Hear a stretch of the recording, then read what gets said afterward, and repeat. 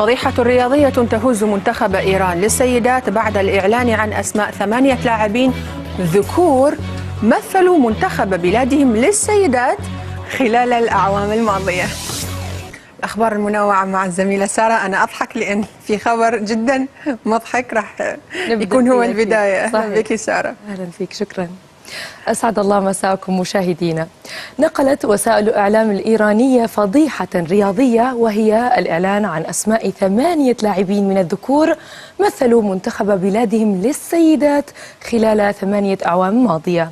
فبعد عدة سنوات من الجدل ورفض الاتحاد الإيراني لكرة القدم تقارير تحدثت عن وجود 4 ذكور في المنتخب الوطني للسيدات، أكد مصدر مقرب من اتحاد كرة القدم في حديث صحفي وجود 8 لاعبين وليس 4 مثل المنتخب النسائي.